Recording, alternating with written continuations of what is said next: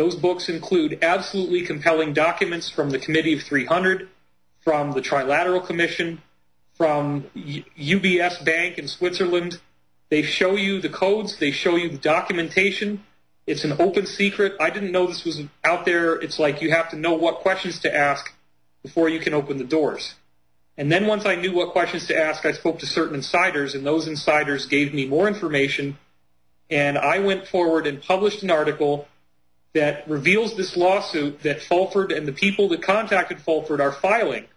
In the lawsuit, the list of defendants includes the United Nations, the Italian Prime Minister, the head of the World Economic Forum. These are very heavy hitters. The lawsuit is for $1 trillion. And this lawsuit is the tip of the spear that drives a wedge that will actually lead to the defeat of what I lovingly call the old world order. And it all comes back to China shipping off 7 battleships worth of gold to the U.S. The Federal Reserve gave them bonds as collateral for that. The money was then put on deposit and used to underwrite the world economic system beginning in 1944 with Bretton Woods. They were promised, as a result of doing this, the Asians were promised that the money would be used for the betterment of the world, for the development of Asia and Africa. And by 1954, they realized that was not happening. They rebelled. They wanted to have change.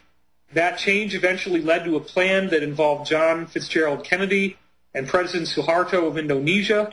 Kennedy actually issued an executive order, which is 11110, in which he was going to be able to issue silver-backed currency under his own decree, short-circuiting the Federal Reserve, and that would have created a precious metal-based currency. He was assassinated 3 days after he did this. The Asians did not have the military might to be able to mount any other effective opposition. They literally waited for about 30 years until the charter that started in 1944 for Bretton Woods expired. It expired in 1994. They sued for the changing of the Federal Reserve System and for the whole system of world economics. The people that run the Federal Reserve said no. This then led to another suit that came out in 1998 where China attempted to reclaim the gold that was now, they call it, stolen from them in 1938. It was a 60-year term that expired. The lawsuit was lost. In other words, the Federal Reserve lost a lawsuit in the secret trial that was at The Hague in the United Nations. And as a result of them losing this lawsuit, they had a settlement put on them, and they were told that they had to return the money on September 12, 2001. The money was being held under Building 7 in the World Trade Center, and obviously the day before September 12, look at what happened. We now know, we've heard that there was a gold vault under the Building 7, that it was emptied, but now with the context of Fulford and what these people are telling me, that's why that happened. Okay, nothing else happened until there was another lawsuit placed against the Federal Reserve. They did come through, they did send out gold, except that when the gold was taken in by the Chinese, it turned out that it was tungsten, that was electroplated with gold on the outside. It was worthless. Since that time, the Chinese changed their strategy. This isn't really the ruling party of China. It's not the communists. It's the deposed party under Chiang Kai-shek called the Kuomintang that fled to Taiwan and Indonesia and the Philippines and elsewhere. So we need to make that clear. But anyway, to get to the story, because I'm trying to do this as fast as I can, the Federal Reserve lost. They handed this gold off to the Kuomintang. The gold was fake. The Kuomintang responded by organizing an international alliance that caused the collapsing of the dollar and many American corporations. That was the 2008 financial collapse. In the aftermath of the 2008 financial collapse, they created this TARP shit where they bailed everybody out. Nobody expected they were going to do that. It totally caught them by surprise that they created that much money out of thin air. It delayed the plans. The next part of the plans involved this China's October surprise thing. Go to my website, divinecosmos.com. You can read all about that. But now what's happened is that there's also this plan involving this lawsuit. There's 117 nations behind it. In fact, the number's now gone up to 122 from what I'm hearing. And, whatever they do to me, it's not going to change this. So you guys are barking up the wrong tree here. If you're threatening me, you're only making it worse for yourselves. Okay, David, This person and several of the people that are interested in protecting you need to know exactly how the threats came to you. They probably know who the insider is. This insider called me by phone earlier today. This person told me that he had been called by 2 different people. Both of these people said that I would be very wise to release part 2 tonight, that it would be much safer for me if I released it tonight, that tomorrow might be too late.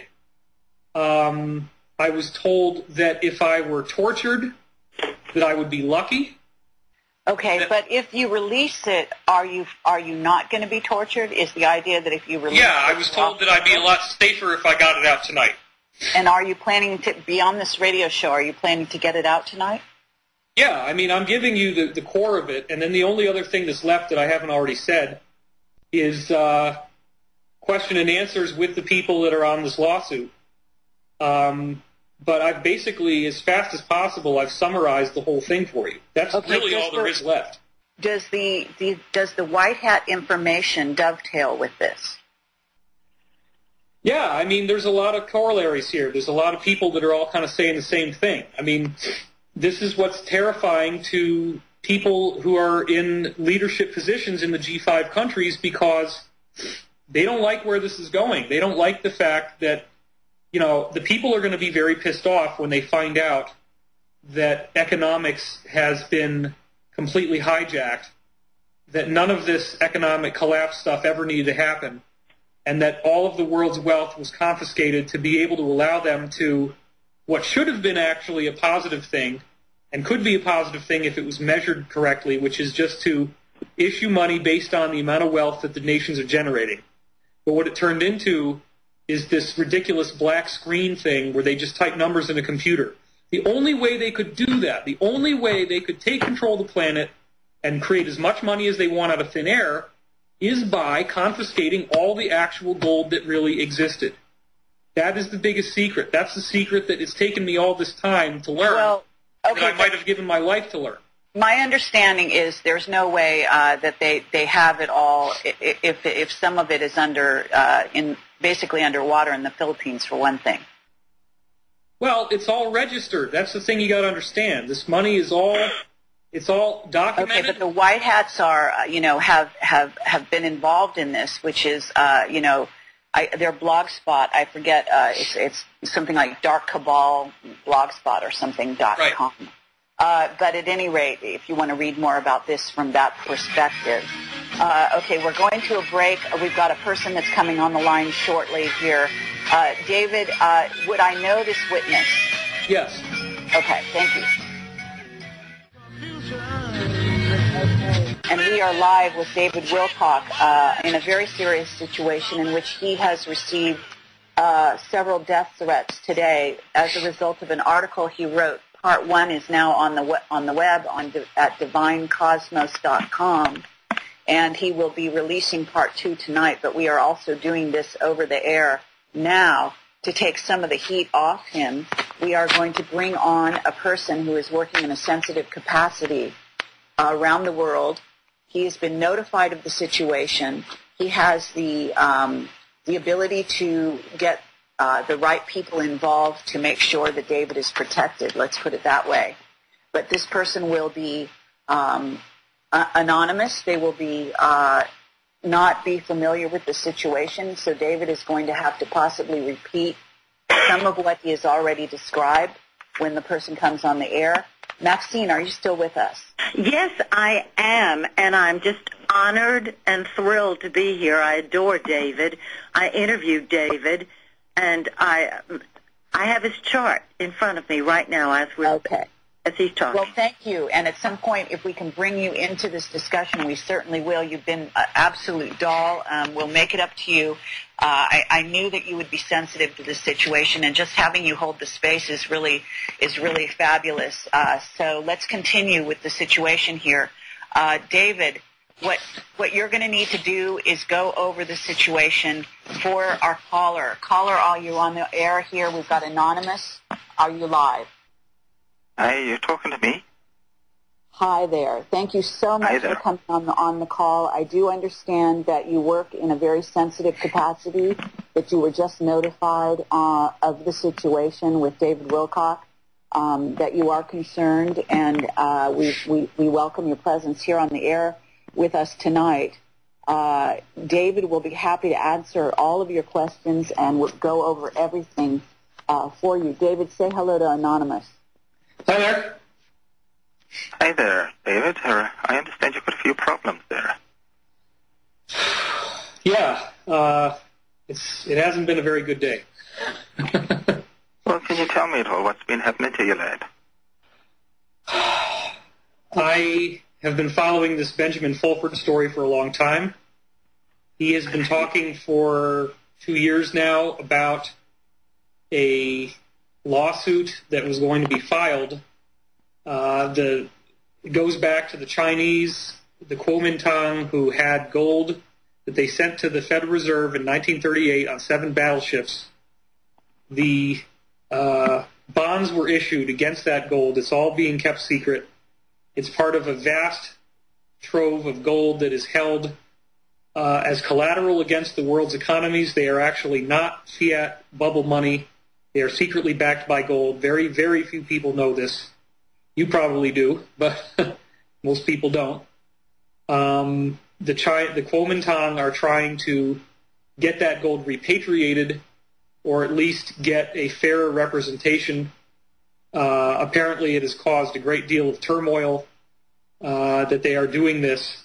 And this lawsuit, I think, even though it was filed, it's official, it's on record with pacer.gov, and it was covered by Courthouse News Service, apparently these people who threatened me were very, very angry that I put all this story together about the lawsuit to try to reclaim this lost Chinese gold. They threatened Benjamin Fulford, apparently. He disappeared for a day and a half. There was a television show he was supposed to be on. The people on the show said live on the air that he had been detained by a CIA-type group and held against his will in a hotel. Then Fulford shows up a day and a half later, calls the guy on the lawsuit, who I'm now in contact with, and said, "Oh, no, I'm fine. I just went off to the mountains and had fun with my wife, and then I came home and I went to sleep." Whereas Chodoin Daikaku, this guy who is apparently the head of the martial arts societies of karate and aikido in Japan, goes on the television show the next day and says that, in fact, he negotiated for Fulford's release, that it was very nasty. And so I posted all this on my website, including the videos to document it. The very next morning, I get this phone call saying that if I wanted to put out part 2 of my article, I'd better do it tonight because there may not be a tomorrow for me. That's the situation I'm under right now. Hey, well, you better put out part 2 then. As soon as this show gets done, I'm going online. That's what I'm doing. That's not disappointing me. Make sure you don't leave anything out. Put everything in. Put it all in. Let the world know. Okay. And we'll be watching, eh? I think it's time. We'll be watching, and we'll see. There was a laddie who rang you. Was he kind enough to leave your phone number so you could talk to him? Yeah, I mean, the insider who called me, I can call him whenever I want. He was called by 2 other people, one of whom said, "Do you like David Wilcock?" And then, well, you might want to talk to him while you have a chance. Well, David, we like you. And we'd be really unhappy if anything was to be happening to you. I appreciate that. I hope you can make that clear to all the viewers and all the folks out there that are listening in all the communities that we all know about. Would it be helpful if David were to type into the Skype here a phone number where you could reach this contact? Well, it'd save me looking up in the phone book, Lassie. Right. So, David, if you're able to type into that information, I think that would be very helpful. Okay. I have a theory on who this is, and I believe that person may be standing by. If they're not standing by,